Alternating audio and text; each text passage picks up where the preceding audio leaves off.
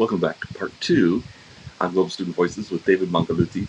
If you missed part one with this guy, you got to go back and check it out because he's got some great stuff for current university students, particularly in the U.S. So check that out. If you're headed to the U.S., it's also a good checkout for you. So enjoy part two with David Mangaluti. What is it that colleges don't tell you in their brochures and on their websites that maybe it's some of the same things that some of these alumni shared with you, but maybe it's some of the things you discovered on your own that just the brochures don't do it justice? Or yeah, I don't know. I don't even want to preface it too much, but just kind of tell us your story in that transition of some of realizations that you have that now you want to share with those coming behind you. Yeah. I think being in line with already like what I do in terms of, social media and like helping college students save money and grab opportunities, I think colleges do a good job of highlighting their flagship programs. And if you go onto their websites and, go onto their campus tours or virtual tours, you'll get a grasp of like what they're good at, what their strengths are. But I think a lot of colleges, especially when it comes to like small liberal arts colleges and even bigger universities, especially too, there's so much opportunities. There's so many different avenues, whether it's for funding, whether it's to do research, and a lot of it is not going to be like on a website even at sometimes. I think I remember I got into a program at Yale University for research, and Yale University asked me, can you be on campus in 2 weeks? And I was like, I'm in the Midwest. I'm in Minnesota and Yale is all the way in Connecticut. How am I going to find myself at this time? This should have been like January, or no, this was it was like February of last year. I was like just came back from winter break, had just bought a plane ticket, had no money, and I was like, how am I going to find myself in Connecticut in 2 weeks? The flights to New York were like $500 at that point. I was so privileged to have this opportunity, but I had no idea what to do. And so I literally just went to the dean of students at McAllister and I just said, hey, I have this program. Is is there anything on campus that could like help me? And at this point, a lot of the bigger flagship grants had passed. And so I knew that I was kind of late in that like funding round or seeking for funding. And so he just told me, can you come to my office tomorrow?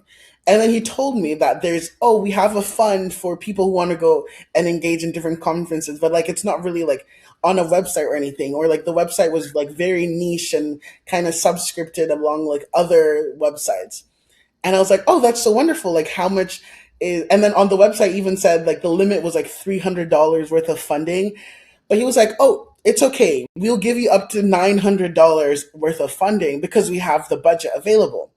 And I was so shocked that they would just like give me $900 to go onto this conference to really like boost my like career and do research with like Ivy League professors, obviously. But then like at such late notice, within 3 days, I had my ticket and hotel booked instantly. And I think those little things is something that like wouldn't be on like a college website, but they exist. Whether it's like getting an internship from your advisor or just like being able to reach out and talk to people. And that goes back to that, like the first 30 days of you networking and building like this presence on campus that people will know who you are. And I think international students, especially, you're so uniquely positioned to be someone who has a presence, whether it's like you be visible, like people will know, oh, you're an international student or you're a global student. And so you need to be able to make that impact within those first 30 days so that you can like unlock all of these different like niche opportunities. Just the other day, my econ advisor said that, oh, I know an internship that's hiring international students. And I think sometimes I always fret to tell some of my professors that I'm an international student, that they might like pass up opportunities on me. But then I think being an international student can actually be a positive thing. It can actually be a plus because then you're signaling to them that I'm the type of person who is new to the US. I'm the type of person who needs your assistance to really succeed. And thus they're more inclined to help you than maybe even some of the domestic students sometimes. And so there's all these opportunities that really just come from networking, that come from talking to people, and also come from asking. Asking is the number one thing. I just made a LinkedIn post today about like closed mouths don't get fed. And it really is true because the amount of times that people around me have just said, "Oh, I'm looking for this or I'm looking for that," and they've received it because they asked.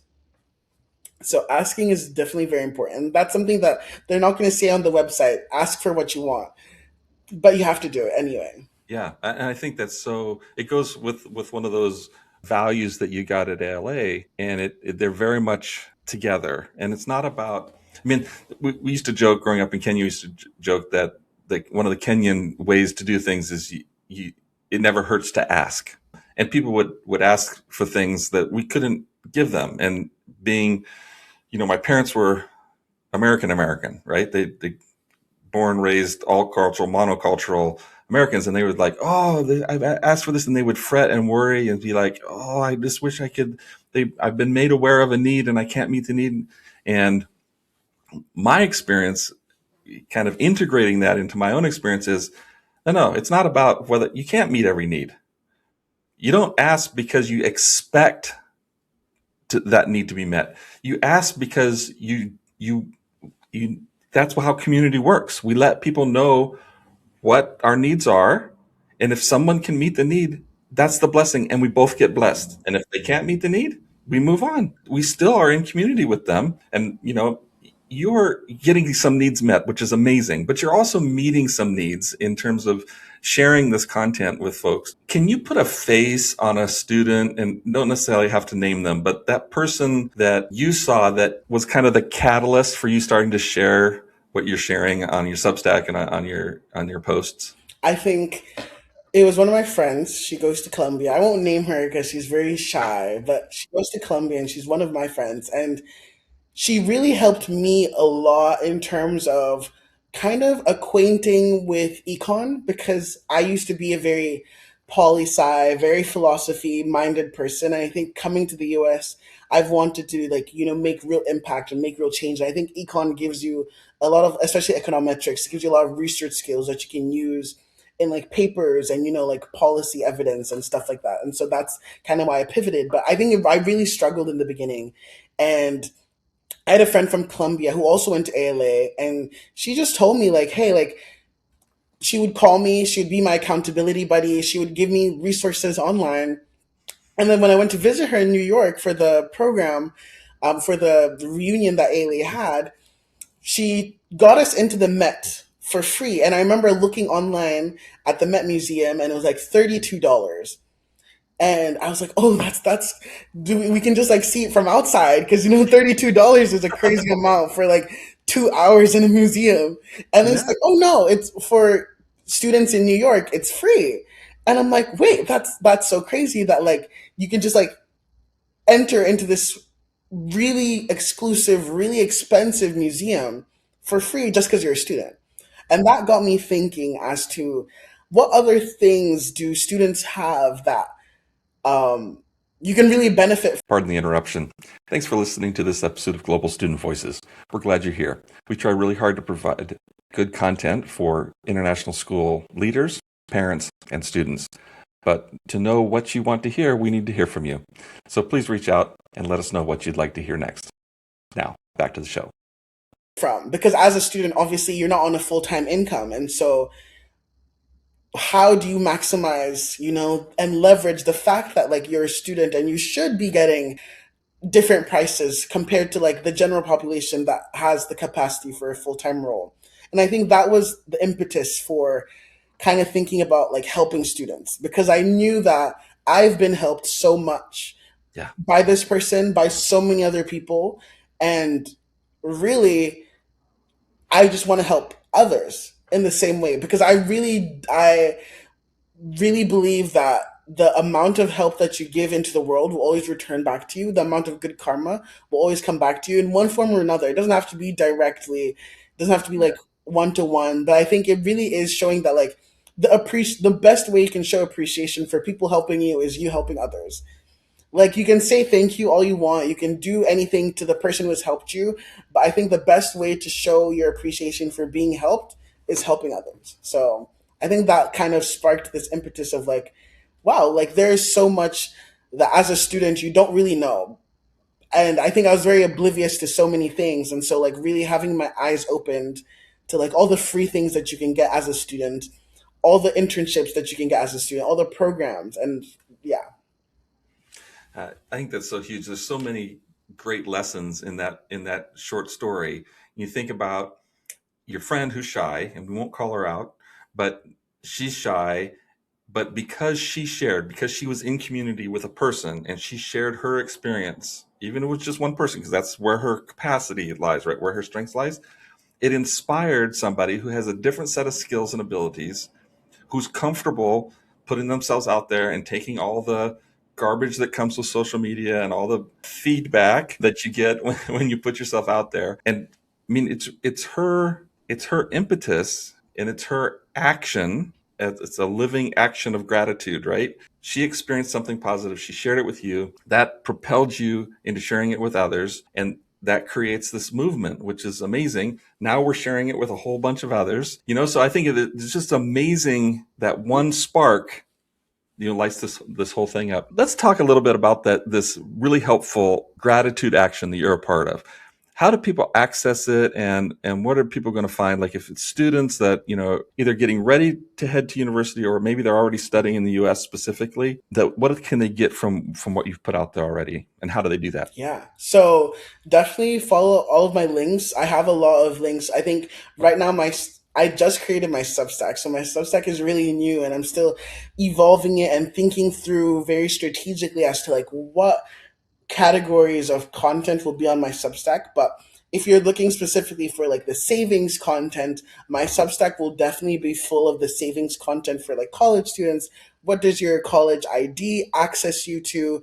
Whether it's like the specific websites that have specific discounts, theater productions, museums that are free for students in every single city. I have this really great database called Museums for All. It has over 1,400 museums in like hundreds of cities across the world, everywhere from like the US, if you're in Europe, if you're in Africa as well, parts of Asia too. Like all these museums have discounted rates for students who sign up.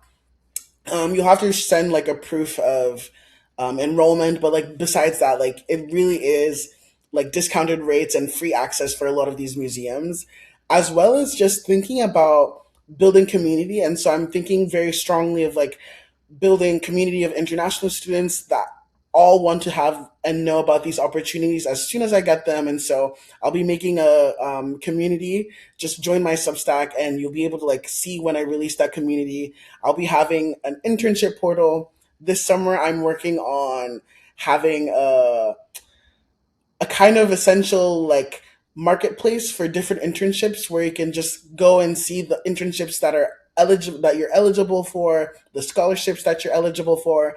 And I have very very desperate like means of getting these notifications where like I think like I'm subscribed to maybe like 38 job boards and like opportunities for youth platforms across like the internet. And I really want to just take all that information because it's all open source. So Yeah. taking all that information and then honing it into one platform that will be able to be customizable to everybody. And so stay tuned for that. And that will all be updated on my Substack. But as for what I've already made, obviously it's the content about like savings for your college students. I've made a lot about getting and accessing internships for the summer, whether you are a freshman, sophomore, junior, and also on networking. So, how do you network as an international student? How do you open those doors for yourself? And also, people can reach out to me, whether you leave a comment on my Substack or you DM me on Instagram or TikTok or literally wherever. I regularly check my DMs. I have a assistant who also like helps me out sometimes, and so definitely either one of us will get to you. My email address can be like sent out for my creator email address can be sent out. And so, yeah, there's so many different ways to like get in contact, and I'm happy to answer like any questions. Yeah, and I will authenticate that because that's how I reached out to you. I think I just sent you a DM on Instagram. And I think this is huge. And I just want to say for David, and I'll say this for him, he's making really good content and he's sharing this. And you may not need everything he does right now, but if you're listening to this, go find his socials, like, follow, subscribe, do all those things, share it with your network. Right now, the algorithms that rule the world are dependent on the actions of those of us who value that content. If we don't like, follow, and subscribe, like literally, that content doesn't exist to the world. And I know that from my own. Like, it's so hard. We have, we do internships. Like, my whole organization is run by interns, and it always has been. And so, but people who need internships have never heard of me. I've never heard of our interns. And if they don't happen to be on that day that we posted on LinkedIn or whatever, then they just miss it. It's so important that those of us who are kind of talking to the same audience support each other. If you like what we do with Global Student Voices, then please support David and what he's doing. It's really good stuff. The links are in the description of this. I have like so many more questions, but I have to stop because otherwise it's going to be a 12-part series and nobody. Maybe it means I should come on again sometime soon. Yes, absolutely, David. We're going to have to make this a regular thing because there's just so much. And as you're building this stuff out, let's make sure that we get opportunities to highlight it. It's so important. And that community is so important. And I want to support everybody that's making community for global students. I want global students. I told this to somebody yesterday. I want global students to be the most socially resourced persons on the planet. I think the world is going to be a better place if this body of students is well resourced, not just financially, but socially as well. Mm, So thank you for what you're doing. I really genuinely appreciate it. I appreciate you being on the show. And I'm actually hoping that we will meet in person maybe this weekend. yes, no, So definitely. Please just let if me you're know. watching this later, we've already met, but we're excited about it. Thank you, David. I really appreciate it. Thank you so much. This was really an amazing opportunity. And thank you for all you do with Global Student Voices. I think it really goes to show just like how far like networking and, being a compassionate person can take you. And I just want to commend you for everything that you do. I think I feel very appreciated. I know everyone else who goes on your podcast feels very appreciated. And, it's nice to be seen. So thank you so much for really, really taking like the steps to highlight us. I'm very glad. I'm very privileged. Thanks, David. I appreciate it. Have a good one. And thanks for joining us on Global Student Voices. Until next time. I'm so grateful you stayed till the end. This was a great episode, and I hope it was really helpful to you. Again, we'd love to hear your feedback, but we also wanted to make you aware of some of the other ways that you can connect with Global Student Solutions. Global Student Voices is a service of Global Student Solutions. We also provide books and resources like you see behind me, as well as a variety of other services, educational content, and consulting. So we would love to connect with you. And at the very least, if you can follow us and subscribe on our YouTube channel. We also have a membership program coming up, and we'd like you to be the first member. So let us know, get your name on the list, and we'll make sure that you're the first to join the membership community. Thank you, and have a great day.